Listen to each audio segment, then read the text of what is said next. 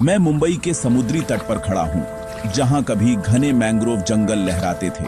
आज यहां केवल टूटी जड़ें और कंक्रीट के ढेर बचे हैं। यह भारत की आर्थिक राजधानी है। चमकती गगनचुंबी इमारतें, तेज रफ्तार जीवन, करोड़ों के सपने।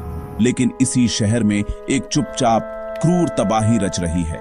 मैंग्रोव वन, वे हरे भरे तटीय योद्धा जो मानसूनी बाढ़ से शहर को बचाते हैं, जो समुद्री कटाव रोकते हैं, जो लाखों जलचरों का घर है। वे अस्तित्व की आखिरी लड़ाई लड़ रहे हैं। अवैध कब्जे, विशाल निर्माण परियोजनाएं और प्रशासनिक उदासीनता ने इन्हें घेर लिया है। ठाणे की खाड़ी से लेकर वसई विरार के पश्चिमी तट तक मुंबई का 100 किलोमीटर से अधिक तटीय क्षेत्र तेजी से अपनी हरियाली खो रहा है। हर महीने औसतन 15 हेक्टेयर मैंग्रोव गायब हो जाते हैं। दिवा मुंब्रा में जहां कभी पक्षियों के झुंड बसेरा करते थे, वहां अब बुलडोजर गरजते हैं।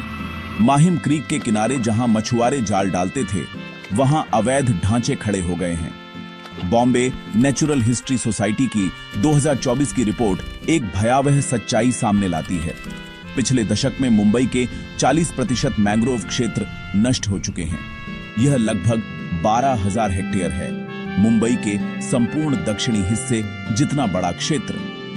आईएसआरओ के एनआरएससी द्वारा लिए गए उपग्रह चित्र स्पष्ट साक्ष्य हैं। मैंग्रोव शहर की प्राकृतिक ढाल है। इनके बिना 2005 जैसी बाढ़ दोबारा आ सकती है, जो और भयावह होगी। लाखों घर बह जाएंगे। दिसंबर 2023 की सुबह नवी मुंबई के चाणक्य झील के पास पक्षी प्रेमी सीमा तनिया को कुछ मरे हुए मैंग्रोव दिखे। अगली सुबह जब वे वापस गईं, तो पूरे 2 किलोमीटर का मैंग्रोव जंगल रातों रात पूरी तरह साफ कर दिया गया था। नवी मुंबई हवाई अड्डे के लिए 500 एकड़ मैंग्रोव काटे गए। बॉम्बे हाईकोर्ट ने 2023 में ऐसे कटाव पर रोक लगाई थी, लेकिन 2024 में अदालत ने वर्सोवा दहिसर तटीय सड़क के लिए 60,000 में से 42,775 मैंग्रोव पेड़ काटने की मंजूरी दे दी। जॉर्ज टाउन यूनिवर्सिटी के शोध से पता चलता है कि मुंबई में पिछले दशक में किए गए पुनर्रोपण प्रयासों में से केवल 50% सफल रहे। मुंबई के तटीय इलाकों में रहने वाले 50,000 से अधिक मछुआरे परिवार सीधे मैंग्रोव पर निर्भर हैं। ये जंगल मछलियों के प्रजनन स्थल हैं। यहाँ छोटी मछलियां बड़ी होती हैं, केकड़े पनपते हैं। मैंग्रोव के नष्ट होने से मत्स्य उत्पादन में 30% तक गिरावट आने का अनुमान है। हजारों मछुआरा परिवारों की आय आधी हो जाएगी। वे सबसे गरीब, सबसे कमजोर समुदाय हैं। 2005 की मुंबई बाढ़ में 924 मिमी बारिश हुई थी। सिर्फ 3 घंटों में 380 मिमी। लोखंड वाला क्षेत्र लगभग 500 करोड़ रुपए की संपत्ति के नुकसान से बच गया, सिर्फ इसलिए कि वहां मैंग्रोव बचे हुए थे। मुंबई को तत्काल तटीय संरक्षण प्राधिकरण चाहिए।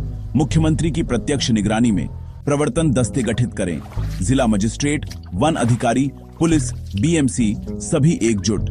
ड्रोन और सैटेलाइट से हर 15 दिन में निगरानी। दोषियों पर एफआईआर, संपत्ति जब्ती, ब्लैकलिस्टिंग। क्षतिग्रस्त 1000 हेक्टेयर में 10 लाख पौधे रोपें।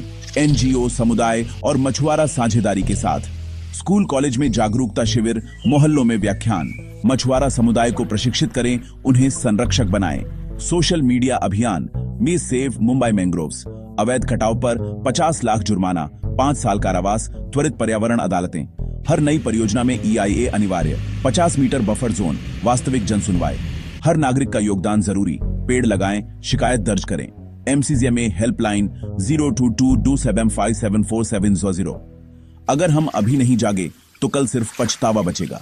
मैं फिर से मुंबई के तट पर खड़ा हूं। सूरज डूब रहा है, लेकिन कुछ मैंग्रोव अभी भी खड़े हैं, जिद्दी, मजबूत, जीवित। वे हमें आखिरी मौका दे रहे हैं। यह सिर्फ पेड़ों की लड़ाई नहीं, यह 12 मिलियन लोगों के भविष्य की लड़ाई है। हर नागरिक का योगदान जरूरी। पेड़ लगाएं, शिकायत दर्ज करें, आवाज उठाएं।